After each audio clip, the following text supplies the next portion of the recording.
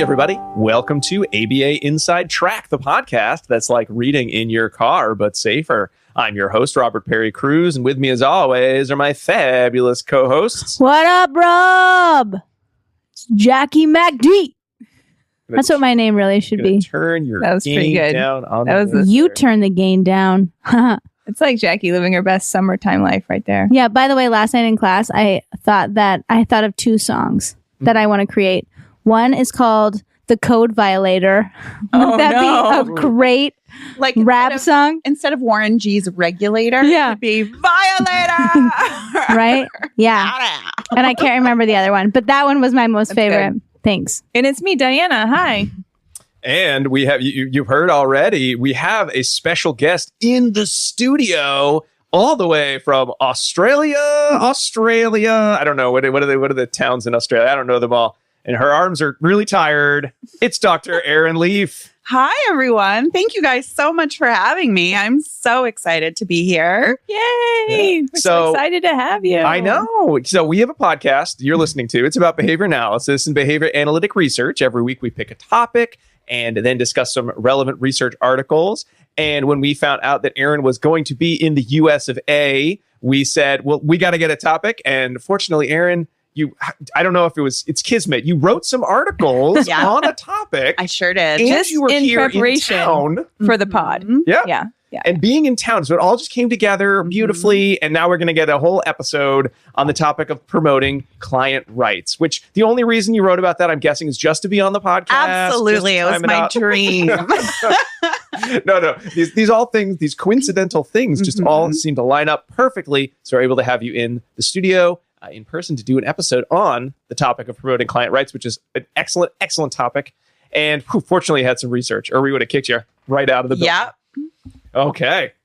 So, Erin, why don't we start? Tell us a little bit about yourself, how you came to this topic, and a little bit more about being in this magical land called Australia. The land down under. Yeah, no.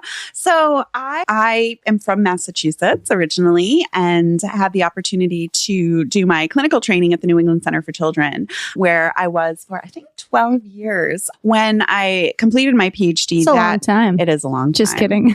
When I completed my PhD, I had the opportunity to move to Abu Dhabi and work overseas in Abu Dhabi. And that was my first sort of experience living abroad, living an expat life. And I loved it. I just loved being able to experience a different culture, being able to do this work in somewhere else where, you really have to adapt how we work to really be culturally responsive and meet the needs of the people in, the country where you work. And I loved living over there and I loved living that expat life, but I knew Abu Dhabi wasn't the place for me. I'm not a hot weather person. That's like the hottest place on the face of the earth. And so I feel like most things that have happened in my life have been very unexpected, very serendipitous, and unexpectedly an opportunity to move to Australia came across my desk. And without ever having been to Australia in my life, I decided to take the opportunity and move there in 2014. And it was the best decision that I ever made.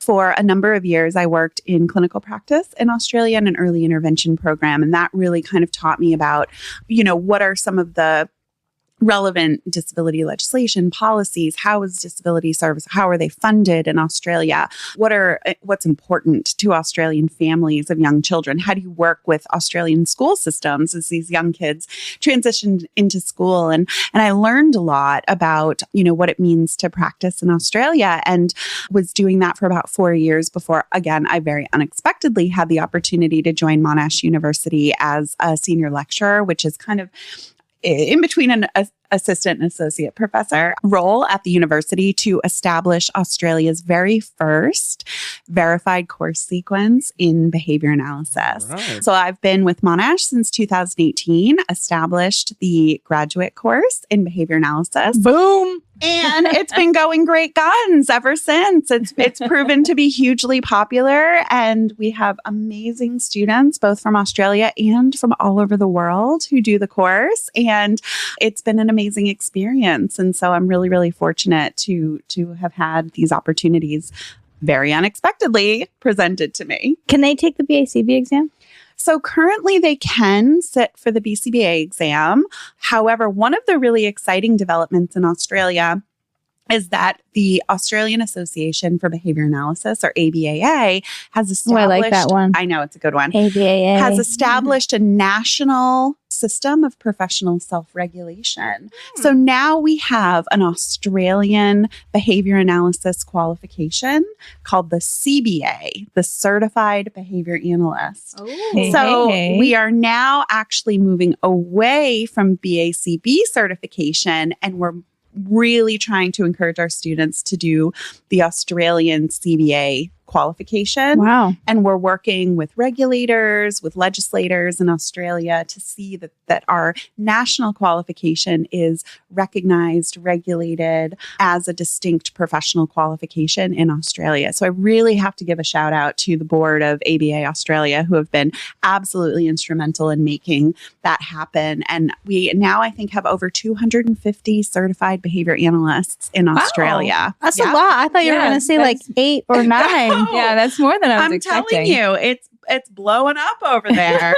and it's been amazing because there are a lot more opportunities for behavior analysts to work in Australia, not just in clinical settings, but in schools and in, community disability settings, early intervention. Love that. So it's a really, really exciting time to be in behavior analysis in Australia. Behavior with a U, of course. With a U. So, Erin, being in Australia, what are some of kind of the major differences about the practice of behavior analysis? I mean, you mentioned a few in terms of, like testing, but in terms of like how it's practiced, is it different? Because media would make me think that in Australia, when you're working with families, there are either really nice dog families, or it's some sort of like apocalyptic wasteland. Everyone's just got like crazy cars and mohawks. Some Crocodile Dundees might be there. But as far as I know, those are the 3 types of clients that you'd be working with. Look, people in Australia are absolutely lovely. What I really love about Australia is it's very multicultural. We actually, I would say probably 50% of people that live in Australia have parents or grandparents who are actually born overseas and who moved and emigrated to Australia. And so it's an extremely multicultural place to live. And there's so much diversity. And I love that. But it means that you have to be very aware of cultural values, cultural differences in practice. And you really, really have to include the family, the person that you're supporting, as a partner in the process of developing programs to ensure that what you're putting together to support somebody is actually, meeting their goals. It's responsive to their needs and takes into consideration their culture and what's valuable to them. And so I think one of the really big learnings that I've had living and working in Australia is really the importance of us as clinicians, behavior analysts, to really work in partnership with the people that we support, really putting them in the driver's seat in terms of deciding, what's worth doing and how do we do it, and us supporting them along that journey rather than us making decisions for them. And I think that that's something we're seeing from talking to colleagues in the US, that idea of partnership, person-centered planning, and really putting our clients in the driver's seat is something that we're starting to recognize internationally more and more as best practice. And that idea has really also influenced my research interests and brought me to an interest in human rights-based behavior analysis and human rights-based services. I will say one of the other really big differences in Australia is that our disability policy and legislation is very strongly underpinned by a human rights model of disability. That's very different than what I am aware of in the United States, where actually a lot of disability support is funded by health insurance. And so still, I think in a lot of ways sits within a medical model of disability. A human rights model of disability really shifts our focus away from looking at symptom reduction as a core outcome of behavior analytic services, and actually looks at protecting and upholding human rights and enhancing quality of life as a core outcome of services. And I don't hear a lot of behavior analysts talking about the importance of human rights in the services that we deliver. And I don't think it's because behavior analysis is incompatible with human rights. I think in a lot of ways, what we do is rights-based, but we haven't articulated it. And so a lot of the work that I'm doing now is really about articulating that alignment between behavior analysis and practice and a human rights model of disability. And that's really become my niche, I think, in research and practice in Australia. And it's been really helpful in terms of, I think, telling the story of what behavior analysis has to offer in a human rights-based context. So I did find it sort of funny, and I was wondering if it was related to just the fact that, Australia being a more of a kind of a global facing country, because you bring up how so many of like the insurance schemes and the where the funding comes from is based on the UN's Convention on the Rights of Persons with Disabilities, which is one of those things that I read and I go, oh yeah, I remember that's a thing. And I'm like, oh, do we not talk about it in America? Because it's like, UN, get out of here. That's a UN thing. Like, I know we're there, but we're not really related to that. I mean, having that kind of the American part of the UN, aren't we? We are part of, yes, we're definitely part of the UN. Teetering. But it's one of those things, like, I mean, if you ask the average American, like, what do you think about the UN's? I don't need to listen to the Woodrow Wilson's 13 points. No, that's the League of Nations. No, that's the League of Nations. Wow. I only listen to the League of Nations, a thing that hasn't existed for 100 years. Sorry. The Treaty of Versailles, that's where I'm at. But I mean, do you kind of having that viewpoint of, being in Australia, but also, being from America, that Australia, that sort of sense of, well, UN and like that's something we should be paying attention to, and America just sort of ignores anything if it's got UN versus US in front of it? Look, I don't know. That's a great question. I do think living outside of the US and looking into the US as an outsider now, the US does really, and a lot of people here kind of think of themselves as the center of the universe and everything kind of revolves around the US. Whereas in other countries, I feel that there is a lot more connection. Australia has really strong connections with China, with the UK, with Canada. We have a lot of people from Greece that live in Australia. And so there is a much more, I think, stronger connection politically and sort of culturally to other countries. One of the things that I think is also really important to note is that many countries around the world, including Australia, have both signed and ratified the United Nations Convention on the Rights of People with Disabilities. So signing means that the country is making a commitment to sort of recognize the importance of the treaty, but it's not legally binding. So the country doesn't have to really do anything. The United States has signed but not ratified the CRPD. Now, Australia has ratified the CRPD. Again, CRPD is Convention on the Rights of People with Disabilities. Ratification means that the country they are committed to taking steps to enforce the CRPD in policy and legislation. And that's one of the key reasons why the human rights model of disability is so strongly represented within our legislation.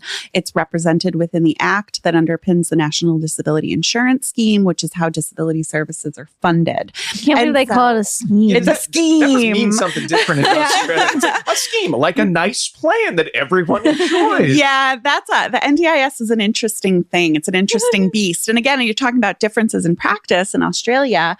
The NDIS, the National Disability Insurance Scheme, was established about 10 years ago as a completely separate funding stream than health insurance to cover disability support. That seems nice. Yeah. And so health insurance is largely based on the medical model of disability, or the medical model full stop, and is about providing healthcare services to people. And again, we have free national healthcare in Australia. Woo woo. That's obviously a great benefit. That's like that Bluey show. That's not what anything looks like. Some people don't even think Australia exists. I can tell you it exists.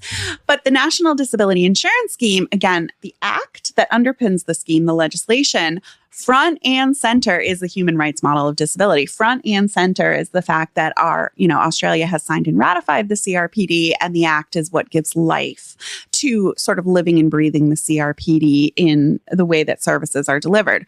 However, the United Nations Convention on the Rights of People with Disability is a very sort of ideological, sort of pie in the sky document, if you will, I don't actually think we have a great idea of how do we translate those articles into effective action in our day-to-day practice.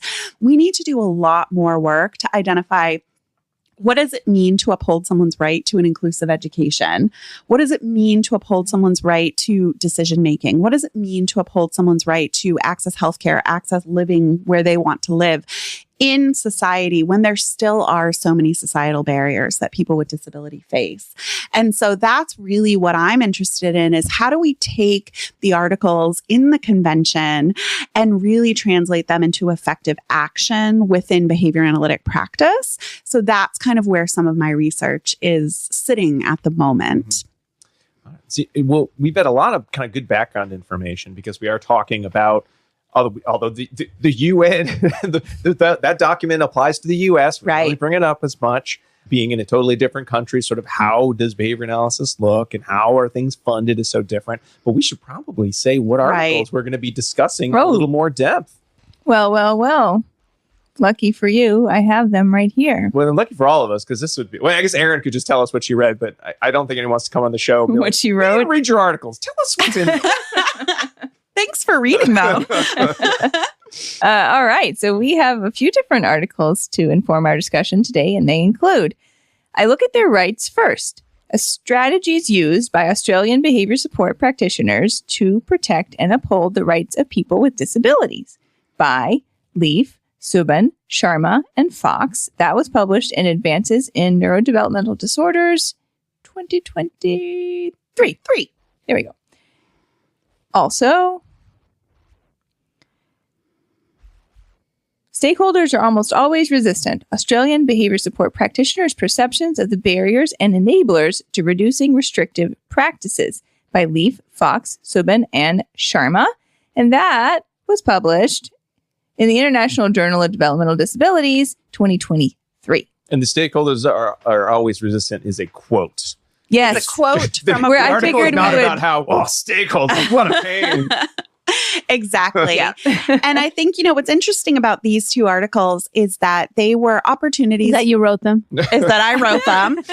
They were, first of all, I want to give a shout out to my co-authors, Dr. Russell Fox, Dr. Pearl Subban, and Professor Umesh Sharma have been absolutely instrumental in helping shape my thinking in this area. I also want to give a shout out to some of my colleagues, Matthew Spicer, Dr. Jeff Potter, Dr. Alinka Fisher, and Dr. Jeffrey Chan in Australia, who have also been exceptional research partners and colleagues who have really shaped my thinking. But one of the reasons that I was really interested in exploring these topics, and when I use the term behavior support practitioner, that refers to a new workforce that's being developed in Australia. So within the National Disability Insurance Scheme, there's a whole bucket of funding for behavior support. And it really recognizes that for too long, people with disabilities have not had access to high quality behavior support services. And the go-to option for managing behaviors of concern, we use the term behaviors of concern, has been medication, restraint, mechanical restraint, physical restraint, environmental restraint, and seclusion. These really reactive, restrictive measures that actually can impinge on somebody's human rights. With the National Disability Insurance Scheme, there's now much more of a focus on positive behavior support. And in the positive behavior support legislation documentation, it is defined as the integration of the clinical framework of applied behavior analysis with the values of the disability community and underpinned by the human rights model of disability. So what does that mean? Well, now we're developing a new workforce called behavior support practitioners. Unfortunately, there is no standardized training for behavior support practitioners. So there's really wide variation in their skill sets and their backgrounds and their ability to do positive behavior support well, which is a challenge. But I think part of the work that I'm doing is exploring what are the experiences of this workforce, what are their backgrounds, and what are they doing in their practice. This has only been a few years now that this workforce has existed. And we have thousands of them in Australia. So by focusing not just on behavior analysts, I was able to get a more broad sample by focusing on behavior support practitioners, some of which include behavior analysts, but also psychologists, social workers, occupational therapists, and people with no formal qualifications. And I was really able to integrate qualitative research into the work that I'm doing by asking people, tell me what you do in your practice. Tell me more about what that looks like for you. Give me some examples. And then I use a methodology called inductive thematic analysis to analyze and sort of make sense of their verbal behavior, their responses. And I think inductive thematic analysis as a qualitative research method shares a lot in common with behavior analytic research. It's inductive. We don't start with a hypothesis or an assumption. We let the data tell the story, and then we use our kind of looking for meaning and, keywords or the underlying meaning of what people are saying to really generate those themes. And it really is just an analysis of verbal behavior. It's different than what, single case research methodology, but I think it has a lot to offer in behavior analysis to actually understand things like, what do people think about that? What are people's experiences with that? What do people think we should do as behavior analysts? What type of practices are used and why? These aren't things that we can plot as data points on a graph, but these help us tell the story behind the data. And that's really where my interest lies. So now I really think of myself as a qualitative behavior analytic researcher who's really looking at doing this work outside of the dome and looking at how can we bring behavior analysis more to the mainstream to address these really significant societal issues with workforces that maybe don't have the level of training that we would all have. And where do we go from here? So it's been a really interesting process. So that's really what I look at in these papers. What do behavior support practitioners do in their day-to-day work to protect and uphold the rights of the people they serve? And what are the, challenges and opportunities they experience when reducing the use of restrictive practices? And from that, we were able to come up with, future recommendations to inform practice and policy. And people in Australia are taking notice. These papers are being cited in government reports and documents. We recently had a royal commission into the treatment of people with disabilities in Australia. And these papers were cited in some of the research that the committee did. So it's exciting. It's an exciting time. Now we'll see what they do about it. If I had my way, I would rewrite the entire positive behavior support legislation and rethink the entire funding model. But that's, future directions. Sure. So, I mean, Erin, it definitely, and this came out in the articles of sort of just these shifts have been, very seismic. Because I mean, I rarely hear about the idea of chemical restraint, but that came up multiple times. Yeah. When you were sort of, putting these surveys together, how did you gain participants? It was just anyone doing behavior support. It was a pretty broad group. So some behavior analysts, like you said, some are not going to be behavior analysts just because of who can and can't have that role. What were sort of some of the things you were really kind of worried about when you started saying, I'm going to do qualitative analysis? I'm going to use this because I've seen a couple different models of what a thematic analysis looks like. So I'd love to sort of hear about kind of the nitty gritty of, okay, how was I going to get our participants? How was I going to look at that data? Why was I going to use this model versus that model? Just because it is something that I'm seeing more and more in research. But again, we're all very used to single case quantitative design. So this is still a little it's new and different. Yeah. Therefore scary and okay. It's really interesting. Look, I use purposeful sampling. So purposeful sampling is when I specifically know something about the participants that I want to recruit. I don't just want anybody to respond to my survey, but I want people who are registered behavior support practitioners, and I want them to be able to access and complete the survey.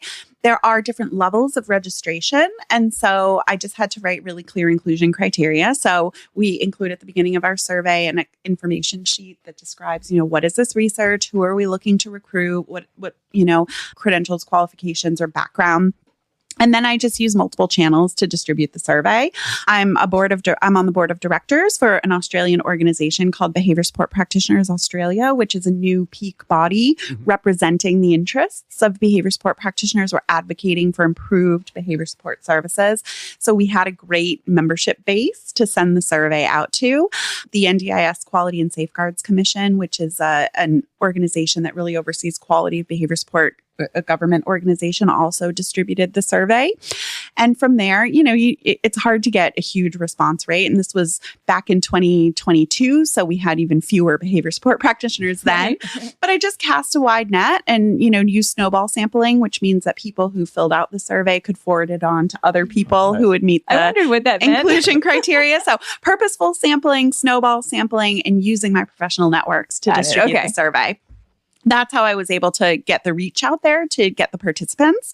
Then we had the survey open for, say 2 months.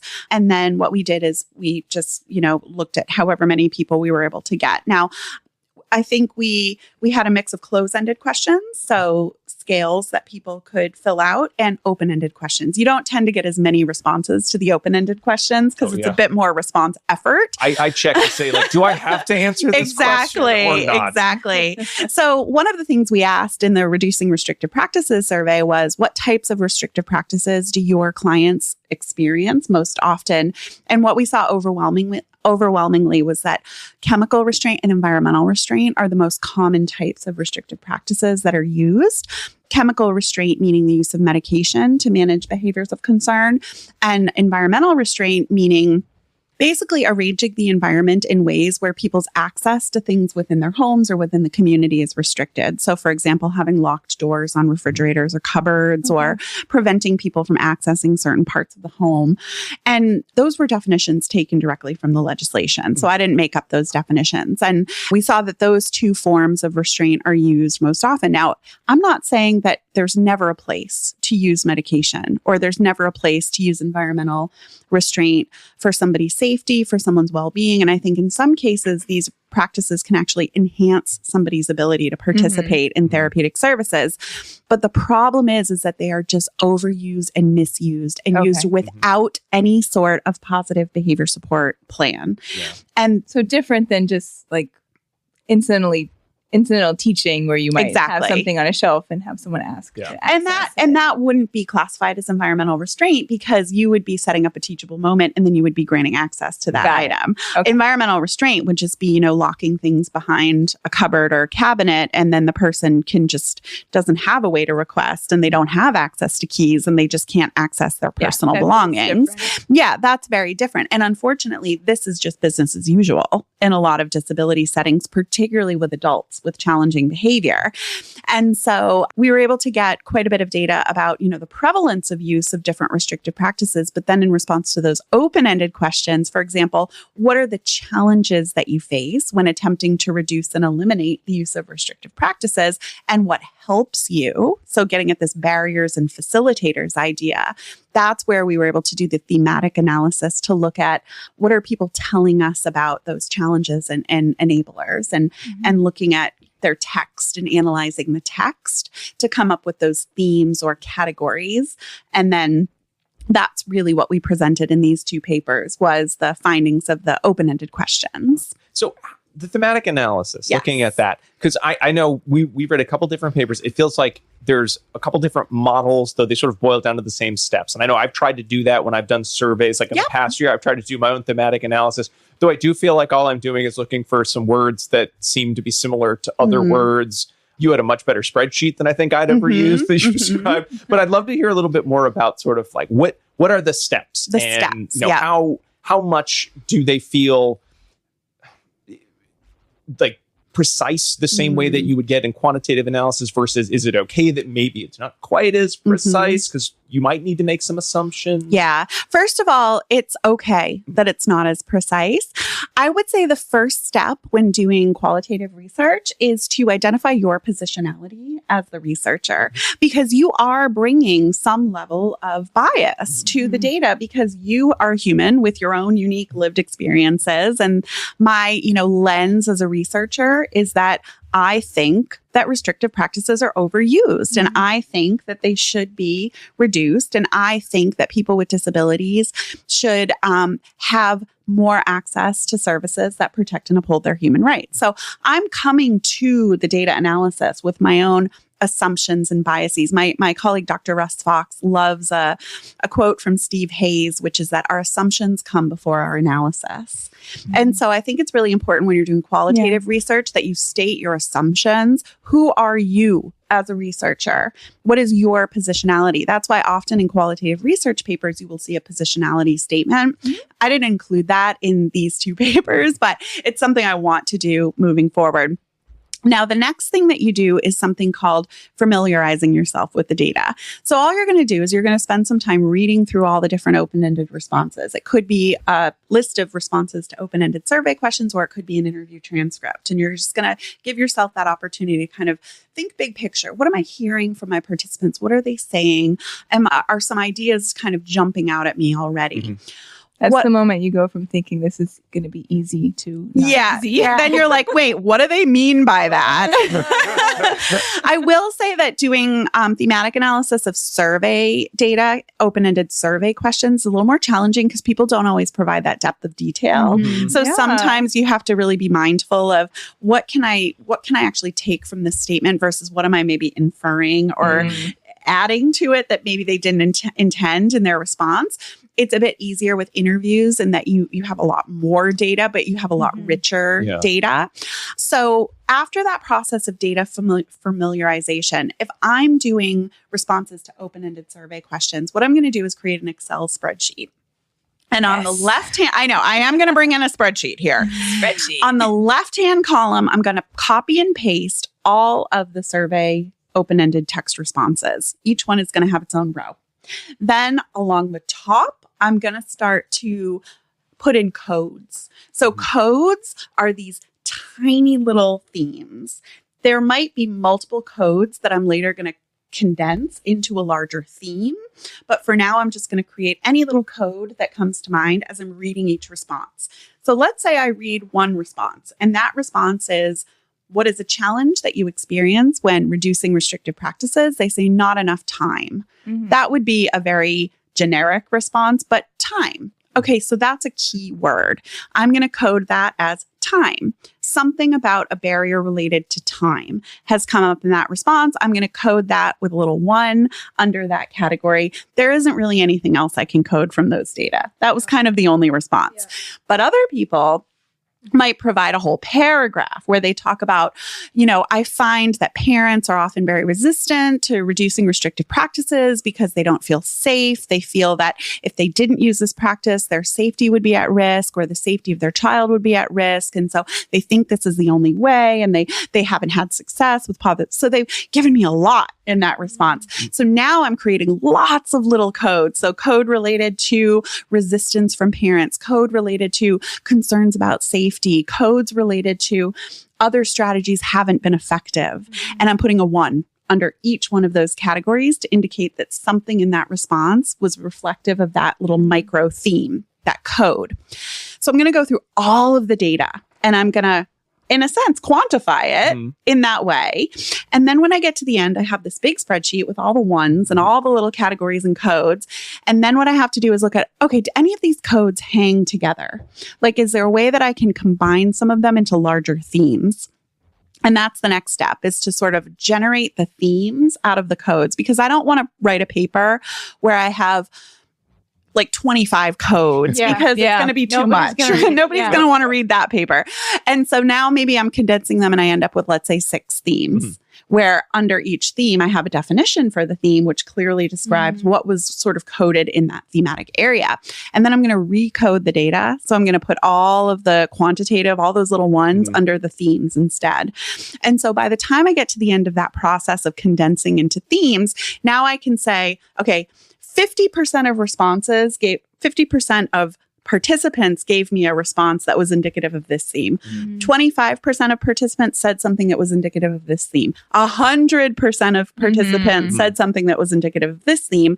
So now I kind of have a quantitative element to go with the qualitative analysis, which is the percent of participants who said something indicative of that theme in their response. And that's how I presented the data in these 2 papers. And so you do get a little bit more of that robust, I guess, quantitative element, that it's not just that some people said this, but like, how many people said that? Like, was that a common thing, a less common thing? That's not typical. That method, I've kind of invented that methodology. I really liked it. It definitely took a lot of information. And sort of, it's like most people are saying things along these lines. And I think that gives you that the scope of the themes. And the other thing you can do, and this is also uncommon within qualitative research, is the way that I did the coding, I can have a second researcher code the data using the same code. And then we can get inter-rater reliability. And people think it's really weird to do inter-rater reliability with qualitative data because the whole point is that the researcher sort of it's allowed to be subjective. Like you don't have to have qualitative inter-rater reliability. But I think with this sort of combined qual-quant method that I've created using my Excel spreadsheet, it allows for a second rater to do that coding. And then I think that does strengthen the believability of the data. That is something that people often talk about, is how do you strengthen the validity and reliability of qualitative data? So that's a method that I've used. I don't think it would work for coding interview transcripts because interview transcripts tend to have a ton of information. It's not like bean county, like you can do with a lot of short open-ended survey responses. If you have like 10 interview transcripts, it's a little bit different, but some other ways that you can enhance the reliability and validity of qualitative data are through having a group of people do it together and having frequent discussions about the themes that are sort of sticking out and how to sort of land on what themes are most important. You can also do member checking where you analyze the data and develop themes and then send it to participants. And you ask participants, do you feel that these themes are reflective of your experiences and what you told me? And they can give feedback on the themes. That's great. I like that. Really great. How did we do? I know, exactly. So there actually are sort of different methods to get not inter-rater reliability, but to enhance the believability of qualitative data.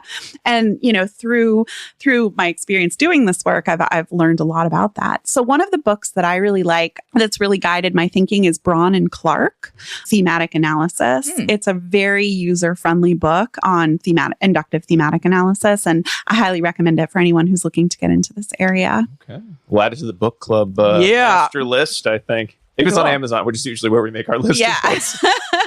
You can buy books elsewhere, though. Oh, yeah. Australia, Amazon. Not possible. I know one of the authors is from New Zealand and one of the authors is from the UK, but I'm sure you can get it easily in the United States. Okay. That's a good one to keep in. Because I think especially sort of with sort of a renewed interest in, hey, are we really looking at social validities the way we could? Right. I think this bridges a gap of people saying, well, I asked them once or twice, or I'm not really sure how to measure it because it's not a graph. I think this is...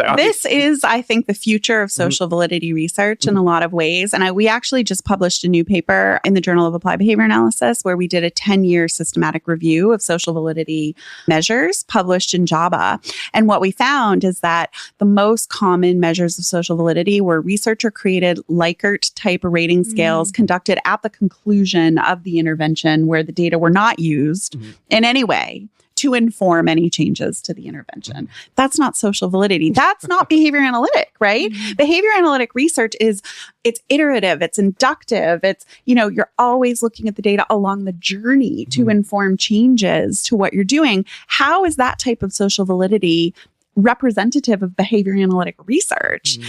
And so we actually were pretty, I guess, critical of what we found with respect to current social validity assessment methods.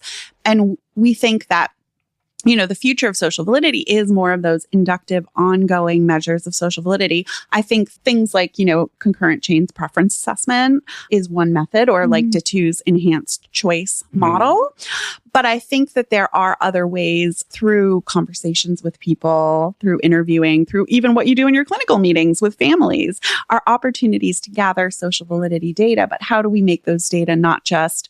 I think we collect them. How do we make them more transparent and more publicly available in research so that people can see, I call it telling the story behind the data. So we can do a better job of telling the story behind the data. And I think that's what's going to improve the public perception of behavior analysis. Excellent. I love that. So you have your two surveys, what practices are people using? Hey, what are the barriers? It's kind of, with each one kind of briefly, what were some of the general themes? And then we can talk more about, I think, a lot of the great recommendations that stem out of them. So you've got your behavior support practitioners, and they're saying, these are the types of things that we're doing to support client rights. And, you sort of broke it down into a couple of different categories, but what were the main themes? Like, I saw this one over and over, and it made me happy. And then I saw this over and over. Didn't love that. Hope this changes. One, I think, really important aspect of human rights. This isn't something we talk about in behavior analysis a lot, but it's something we talk about more in other disability fields is supported decision making. So how are we including the person with disability as a decision maker in their own services? And that could be for people who have high communication support needs, not just people who can come to the table and have a conversation, but how are we really getting to know the person with disabilities and putting their voice center in the planning process. And so a lot of practitioners said that idea of using person-centered planning, that idea of working in partnership with the person with disabilities and their support team and putting their voices front and center in the planning process was a way that they were upholding rights in practice. And that very much does align to the article in the Convention on the Rights of People with Disabilities about helping people make their own decisions. I think part of that goes along with that is for people to make informed decisions, they need information that they can understand. So another theme that we saw was people giving information that was accessible. You know, we need to eliminate jargon when we talk to families and when we talk to people with disabilities. We need to perhaps look at using easy to understand language or easy read formats when we present written information. So give people information that they can easily understand, adapt that information to suit their level of understanding so they can truly make an informed decision about what types of services they want. Another one, interestingly, is functional behavior assessment. Using functional behavior assessment is a way to uphold the rights of people with disability because it is about understanding the why. We're not just trying to take a behavior away because it's annoying or, difficult or whatever, but we're actually understanding why this behavior is happening for this person. That is analogous to giving that person a voice in the process, and then developing positive behavior support strategies that focus on teaching new behaviors that allow that person to communicate their wants and needs in safer and more understandable ways. So using FBA as part of the process really came out as a rights-based support strategy, which I thought was fantastic. Because at its core, it's a reinforcer assessment. Totally. It's about understanding what's important to you and how can we help you do more of what's important to you. And an FBA, and this is why I say a rights-based approach isn't inconsistent with behavior analysis. It's not that we don't do some of this stuff. We do. It's just that we've never articulated the alignment. And I think that at this point in time where there's criticisms of our field, where there's concerns about whether what we do is safe and person-centered, we need to really articulate those alignments. And so that I thought was really interesting that some of the practices we use were viewed as a rights-based practice.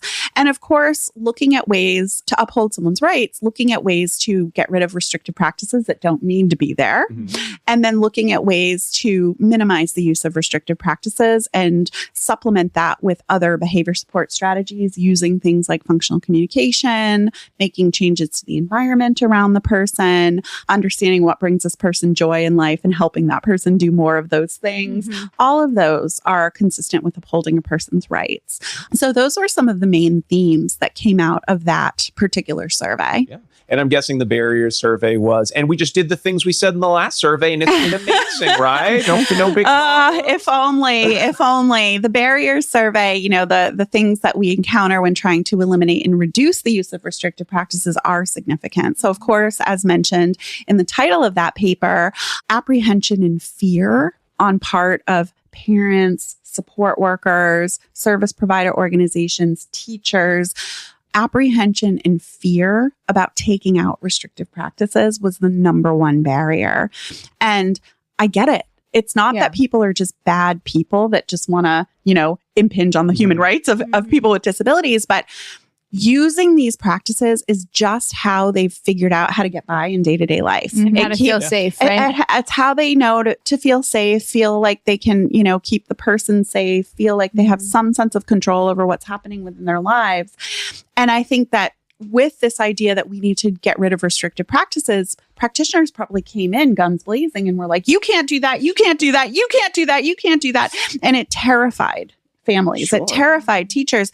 This is how they've just learned to cope with day-to-day life. And so Wait, the families didn't stop when it was like the UN said. I know. Oh, the UN. The UN is not in their home every day knowing what life is like for these families who are doing the best that they can. Born out of necessity. Out of necessity. Right. I don't think exactly. that in most cases, sure, there are cases of abuse, but in most cases, these were people who were doing the best that they could with what they had and what they knew. In many cases, they didn't even know that what they were doing was a restrictive practice. Oh.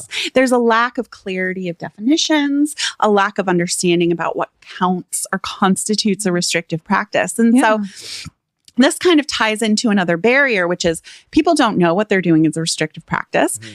People are very apprehensive and fearful about changing what they're doing. We need time to be able to work with families, to be able to work with schools, to be able to work with support workers, to actually build their confidence and their skill in implementing alternatives.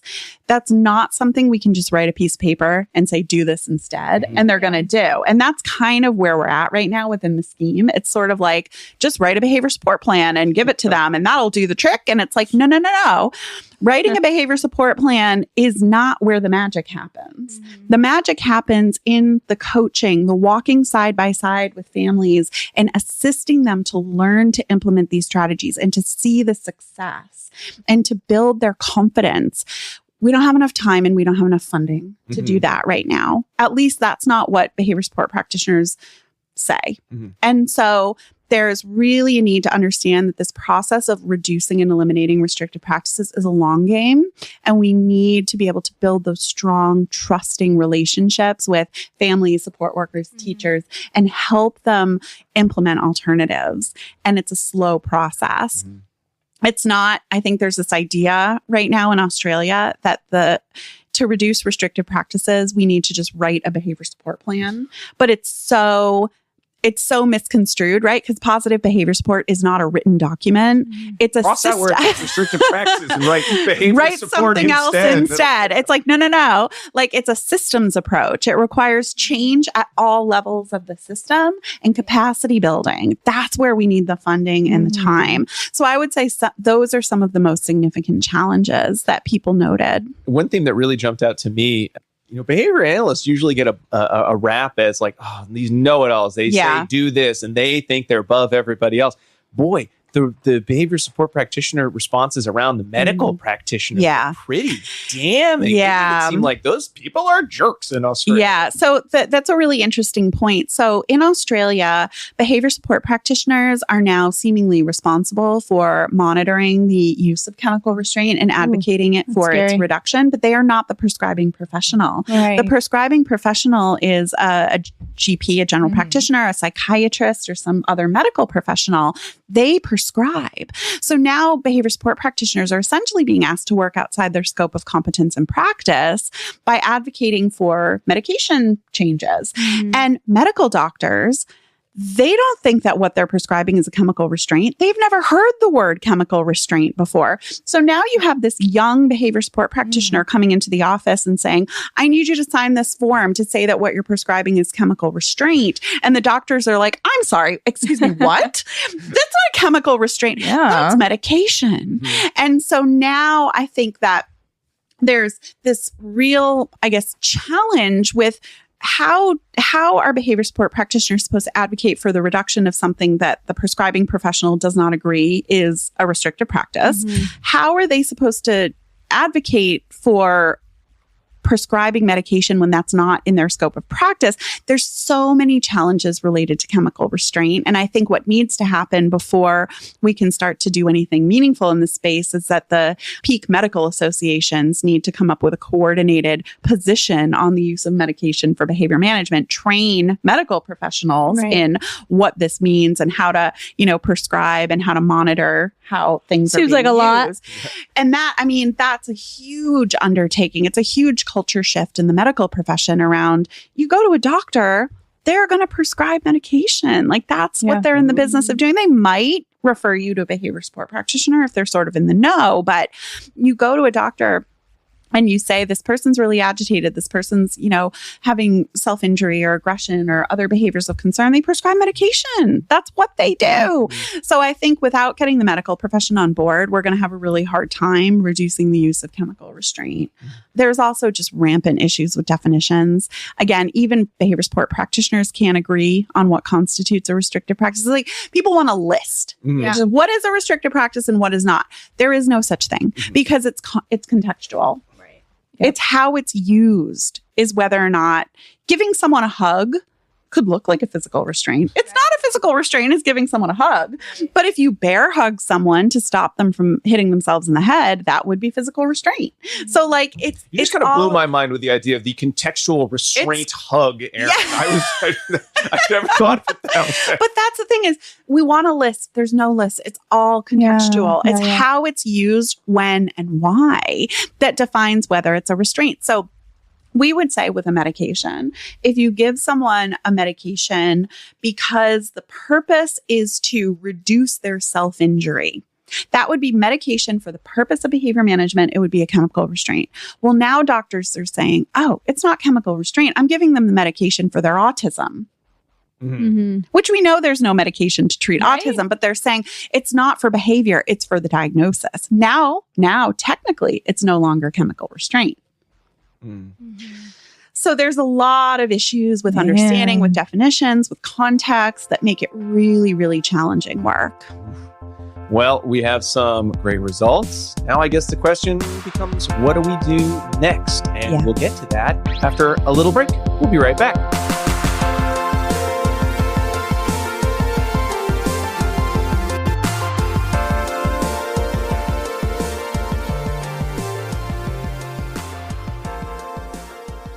Do you want to be a BCBA? Sure, we all do. Now you can come to Regis College in Weston, Mass. to get your graduate degree. Choose from any one of these courses. Masters of Science in Applied Behavior Analysis. Masters of Science in Special Education. Dual degree in Special Ed and ABA. Or be eligible for your postmaster's certificate. You can complete your degree and be ready to sit for the exam in 2 years. And our 2017 grads had a 100% pass rate on the BACB exam. Come enjoy practicum placement support, ethics mini handbooks, PhD level professors, small class sizes, and a service trip to Iceland. If interested, don't delay. Supplies are limited. Learn more at regiscollege.edu. Again, that's www.regiscollege.edu, regiscollege.edu. One more time, www.regiscollege.edu. See you there!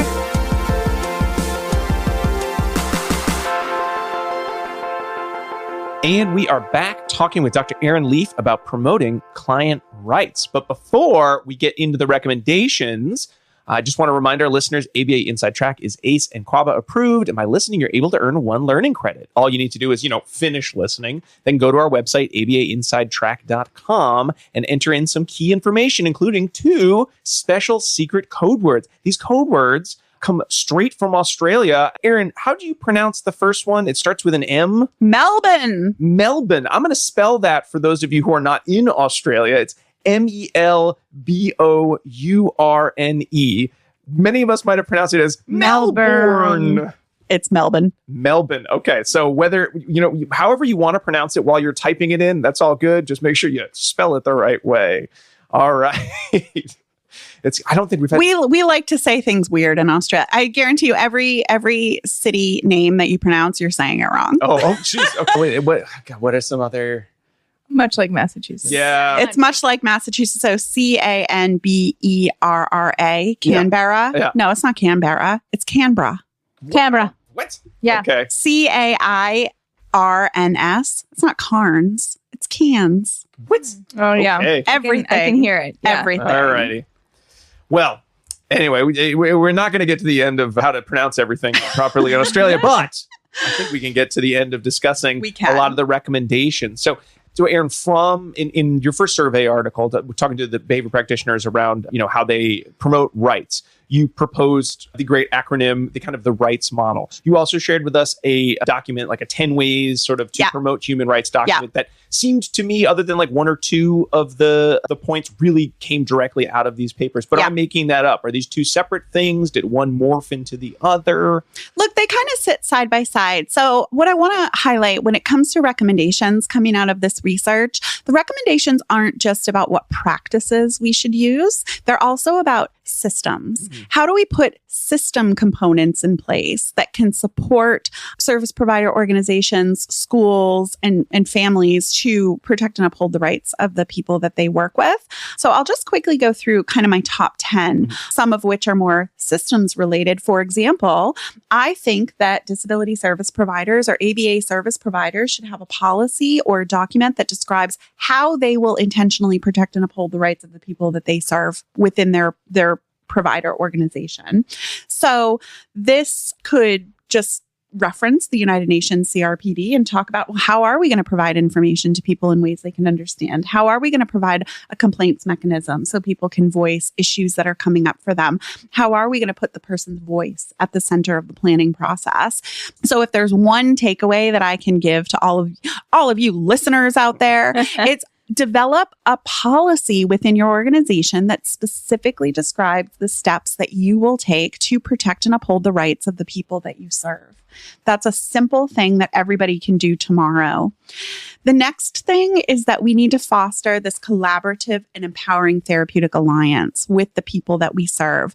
This idea of the presumption of benevolence. Do you remember us talking about that in graduate school? I still talk about it in graduate school. The presumption of benevolence is no longer cool, right? This idea that we're the expert and we know what's best for you and we're just going to tell you what you need. No.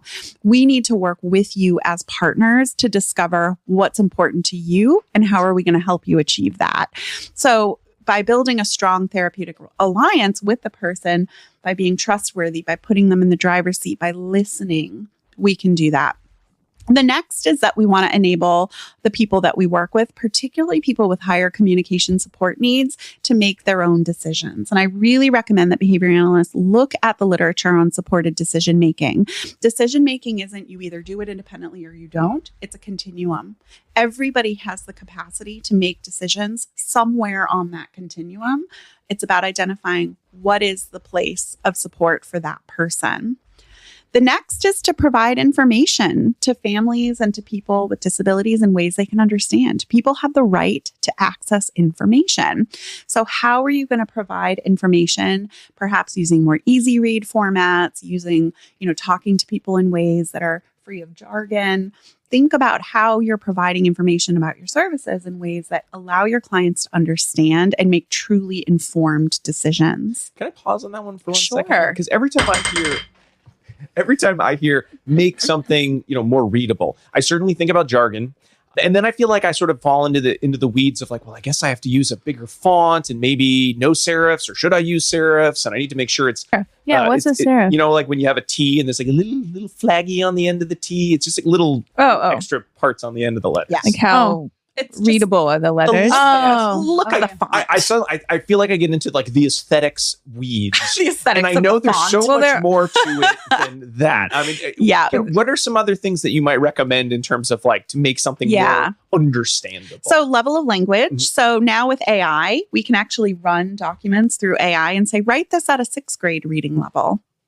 A good use for AI. You can use ChatGPT to try to make your documents. Let's say you have your policy or your service agreement that's written, how you would normally write it. We'll run it through ChatGPT and say, rewrite this at a 6th grade reading level. Mm-hmm. That's one way. One way, if you don't want to use AI to get a 6th grade reading level, is to shorten the sentences and decrease the syllables per word, because I have to do that now. And so that's how I do it. Ask a 6th grader to rewrite it for you.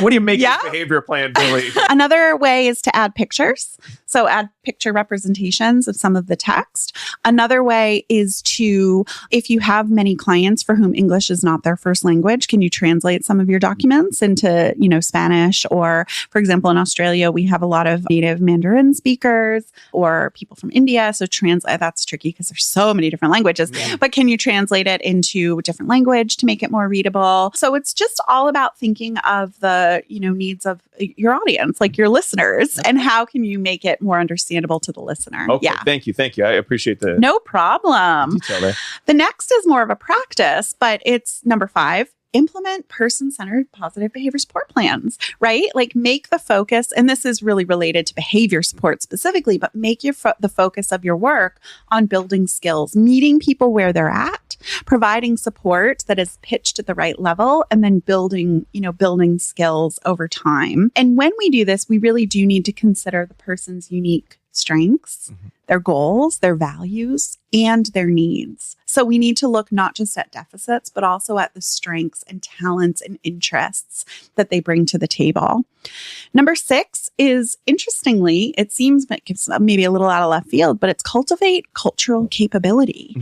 Understand that people from different cultures often are expected to give up what's valuable in their culture to sort of integrate into the mainstream. And you might consider disability to be a subculture in and of itself.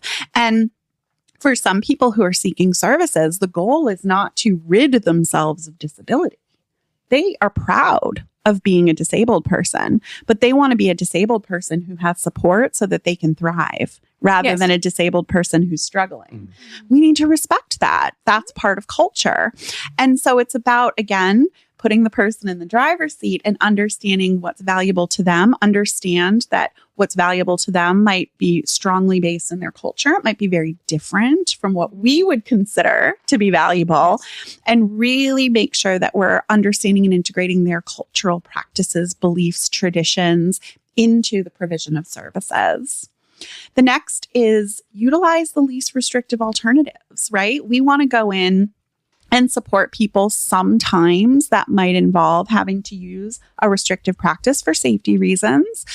But how can we use a restrictive practice that's sort of the least intrusive for the least amount of time possible? And when, we're able to fade that out, that we do so and continue to strengthen our use of alternatives. And so we want to make sure, again, one of the articles in the CRPD is freedom from torture or cruel, inhumane, or degrading treatment or punishment. And this is a great opportunity to say that under no circumstances should another human being ever be electrically shocked in the name of behavior analytic treatment. And I and all of Australia wholeheartedly condemn any use of electric shock on people with disabilities. Number 8. I like that. And the whole of Australia. We even wrote a position paper on it. It would be absolutely illegal in any other country in Australia. I can't speak for any other country in the world. So number 8, support clients to access health care. Believe it or not, people with disabilities, particularly people with communication support needs or behaviors of concern, massively struggle to access good quality health care. And often challenging behavior is impacted by underlying health conditions. When was the last time this person I'm working with went to the dentist? When was the last time they just had a routine preventative healthcare visit? People with disabilities have the right to access healthcare. They often don't. And so one of the ways that we can help is we're not going to provide the healthcare, right? But we can help advocate for them to get good healthcare and support them on that journey. Number 9 is to identify whether the people we're supporting are actually facing hardship in other areas of life, such as food insecurity, housing insecurity, financial insecurity, safety. Are they living in an environment of concern where there's potential abuse or mistreatment? And again, we don't necessarily have the ability to remediate all of those things, but we can connect them to other social services that are going to be able to provide the right support. Families that are experiencing hardship are not likely going to be able to participate in behavior analytic services. If they're strong, resilient, and safe, they're much more likely to be able to participate in services. And I think you really, and your co-authors too, Erin, but really, I think spelled this, where this recommendation came from in that barriers paper, just looking at sort of the context of, why might stakeholders be as resistant? Exactly. Let's functionally analyze their behavior. And I don't know when filling out the survey was trying to blame anyone, but they were saying, this is what I'm feeling, this is what I'm thinking right now. So I think you really spelled out that just that need so importantly. And it's one that honestly I have to like remind myself to think of, because it's so like, well, I'm looking at the behavior and I did my FA and here's the function, boom, I'm done. I can just really thinking about, well, there's so much more to this person than just that assessment I did. Exactly. And I think that with that issue, we often do tend to blame others for, well, they just don't want to reduce restrictive practices, or they just don't care, or they just we love their restrictive practices. Exactly. Like we tend to be really functional when we think about the person with disability, but then when we think about the other adults in the room, we tend to blame them. It's like what we call the fundamental attribution error, where we chase the cause of the behavior inside the other adults in the room, but actually we need to functionally analyze their behavior and understand, why is this hard for them, and take a much more compassionate, empathetic approach that looks at the function of implementer behavior. Sure. Yeah. And they're interlocking. Absolutely. And competing contingencies that are going on all sides. And I think that idea of functionally analyzing implementer behavior or adult behavior to understand why programs and practices aren't being implemented is a whole area of research that needs to be explored in much more detail. And then number 10, lastly, we need to advocate for human rights. What does that mean? All of us as behavior analysts, first of all, should read the UN Convention on the Rights of People with Disabilities. We should include it in our syllabus for our graduate training programs. And we should come up with ways where we teach and tell others about human rights. So how are we integrating, building our staff's understanding of human rights through training that we provide to our staff? How are we including it as part of our graduate coursework? It's not on the task list. Given that most behavior analysts work with people with disabilities, I would love to see the Convention on the Rights of People with Disability included as a competency on our task list. You need to be familiar with it. So those are my top 10 recommendations. And then what we did is sort of from the data that we collected and developing these recommendations, we really wanted to distill it down into something easy to remember. And so we proposed a rights-based model of behavior support. And rights, each letter of the word stands for something. What's the name? That. There's like acronym. a mnemonic. Acronym, mnemonic, right? So R, let's go through it. R, respect. Respect the person and their decisions. I, include the person in the planning, delivery, and evaluation process. Include them as active participants in all aspects of their own support. G, get to know the person, like really get to know them, and get to know them as a whole person, their strengths, their talents, their goals, their dreams, and their needs, and spend that time to build the therapeutic alliance. H, use a holistic approach. Look beyond just the behavior and the ABCs. Zoom out and look at that person, their unique learning history, their communication, the people that they like to spend time with. Where are they now? How did they get here? Where do they want to go? T, teach and tell other people about human rights. We all have a responsibility to talk about human rights and make this front and center in the work that we do. And then S, support the person to live their best life. This isn't about reduction of behaviors of concern. The type of positive behavior support that I teach my students is about putting skill building, creating enriched living and learning environments, and helping the person do more of what brings them joy as the front and center. That is positive behavior support. And if we do those things, then we should see reductions in challenging behavior as a side effect, not as the main goal of behavior support. I love that phrase. Behavior, the problem, the behavior of concern as the side effect. Good treatment. I like that a lot. Were you so pleased when you were able to make? I was so stoked. And I told my mentor, Professor Uma Sharma, he's like, we should come up with an acronym. And I was like, we should. And then he was like, I was like playing around. And then I was like, oh my gosh, look at this rights-based positive. And he goes, that's bloody brilliant.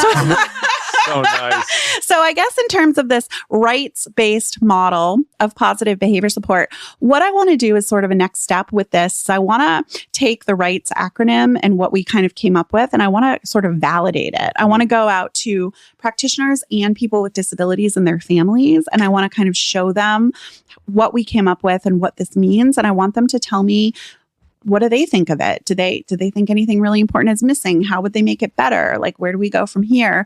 So almost do like a little content validation study to kind of get more feedback on the model and really fleshing it out and rights-based positive behavior support. It's not different. It's not new. It's not something that is, reframing behavior support. It's really just putting rights front and center in behavior support in a much more explicit way. Ooh. Well, Erin, I think it's time we move into the second to last section of the show, the dissemination station. It was a fun ride here. So, some of those next steps you already talked about. This is usually the part of the show where we're going to kind of share a couple practical steps. So certainly having a cool acronym to remember things by that has all the content. Always make an acronym. Generally spelled out for folks. One of the things that I really loved about your recommendations in the barriers paper was that breakdown of what can a practitioner do? What can your organization that's hiring a practitioner do? And then what does the government or sort of the licensing or the big bodies need to do? And it's always nice to hear that because so many times it's, hey, you practitioner, you need to make all the changes, and half the barriers are, but this person in charge, or but the people of the country don't like what I'm doing, and it's like, I can make these changes, no one's going to care. So I just really quickly, what would you say if you had to say pick one at each of those levels that was tomorrow, this one should be an easy one to do?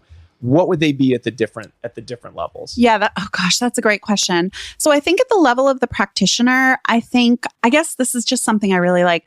Instead of focusing so much on the ABCs when we're doing our functional behavior assessments, I say focus on the 1, 2, 3s. So what do I mean by the 1, 2, 3s? 1, look at the environment around the person and identify whether that person is living in an environment of concern. Mm-hmm. An environment of concern is an environment where people don't have opportunities to do fun things. Everything is locked up. There's a lot of restrictions in place. They might be experiencing some form of maltreatment. It's just their world is very, very small. And how might we address environments of concern first and foremost, and whether by doing that, we actually negate the need for a functional behavior assessment because we can solve a lot of problems. So environments of concern, then look at the person as a whole, their communication, their likes, their interests, who they want to spend time with, and just help them do more of that. And then finally, lagging skills. What are some skills that we can start to work on with this person? How can we strengthen their, communication? If we do those three things, which I'm terming the 1, 2, 3s, can we actually negate the need to have to do a functional behavior assessment and put a behavior support plan in place? I am 100% behind that. I don't think you're alone. 1, 2, 3s. Oh, I like that so much better. So the 1, 2, 3s before the ABCs, that's for individual practitioners. For service provider organizations, develop a policy that describes how you're going to uphold the rights of the clients that you serve, and then train your staff on those policies. And then for government, for, more at that, institutional government, whatever level, I think, this is a hard one. I think more data transparency. I think that in Australia, we see the government collects a lot of data on how often different restrictive practices are being used. And there's just a lot of data is being fed into the system, but then those data are hidden. Mm-hmm. Like if government, we need to be able to look at data to make decisions at a much bigger level. So if governments that collect data can make those data transparent so that we can see the data, so that we can use, even if the data are messy, even if they don't look good, we need to know where we are at this point in time to know where we go in the future. I would implore the Australian government to make all of the data, come on, government, make all of the data publicly available so that we can start to look at those data, use those data to make decisions. Right now, nobody can access the data. Okay. Ooh, those are some great initial recommendations, and they go all the way to the top. All the way to the top. Come on, Bill Shorten. Come on, Minister. Well, let's move on to the last section of the show, pairings. So Diana, this is your time to shine. All right. Well, you once again are in luck because I have prepared for us some pairings. What did they say? I didn't do it. No, we're going to skip it. We're skipping. So in the pairings portion of the show, I let you know about past episodes that you might want to go check out if you found this one interesting. And we have several that this topic relates back to. They include episode 71, where we talk about cultural responsiveness with Salandi Forte. Episode 165. Oh, wow. Long time ago. We talked about quality of life. Episode 204, trauma-informed applications of ABA with D2 Rajaraman and Jen Austin. Episode 214, Compassionate Care with Jessica Rohr and Mary Jane Weiss. Episode 236, Assent and Self-Determination with Haley Steinhauser and Alex Kishbaugh. Episode 251, Self-Determination and IEP Planning. 268, Discussion on Neurodiversity. 270, Assessing Social Validity. And finally, 281, our Neurodiversity Discussion Part 3, Choosing Autistic Supported Goals with Kate Chazen. Any of those? Wow. You might want to check out for sure. I feel like I'm in such good company with all those amazing people. This is, some of my favorite folks are in this list. And then the other portion of pairings is that we also recommend a snack to go with our episode. And so I'm going to see if I can put you on the spot here. Okay. Erin. Because I'm like, well, I can say like my Australian food, but I want to hear from you. What is an actual like good Australian food that's special that we could have for our snack?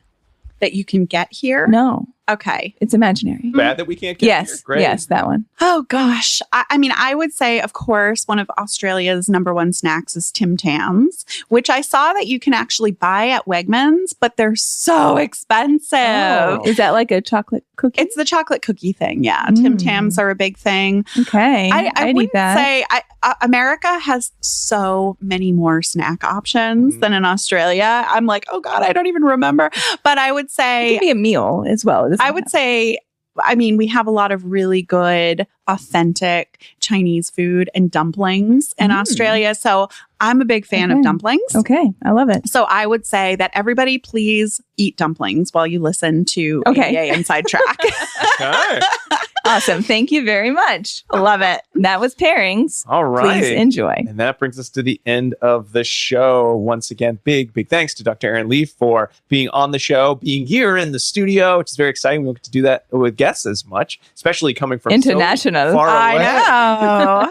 We also want to remind all of our listeners that what do I want to remind listeners? Not that we're ACE and QUAB approved, though I do want to remind you of that, but that there's lots of other ways you can find the ABA Inside Track. Certainly, you can go to our website, abainsidetrack.com, to find links to Erin's research, as well as all of our previous episodes, and certainly the episodes mentioned in pairings. You can email us at abainsidetrack@gmail.com. And you can get all of these episodes a week ahead of time, get discounts in our CE store, and get access to exclusive episodes by subscribing on our Patreon page. That's patreon.com/ABA Inside Track, where we are going to be, by the time this episode comes out, we've wrapped up the summer of book clubs, but those book clubs are all there for the taking. Just need to, subscribe there. Otherwise, you can wait and eventually they come out. But who wants to wait? You want to hear them today, I'm sure. The populace is clamoring for book clubs. Clamoring for book clubs. We have a couple other people to thank, too. We want to thank Dr. Jim Carr for recording our intro, outro music, Kyle Sturry for our interstitial music, and Dan Thabit of the Podcast Doctors for his amazing editing work. And then finally, we've got our second code word that you're going to need. Erin, how do you pronounce this one? This one is Brisbane. Brisbane, spelled Brisbane. You may have called it Brisbane. It's Brisbane. Again, as long as you're typing it correctly, you can say it in your private event of how you pronounce it, however, I suppose. But now you know if you go to Australia and you ask, where's Brisbane? They'll laugh at you. Don't say it. All right. Well, that's it for this week. Stay tuned for another fun-filled episode coming next week. But until then, keep responding. Bye. Bye.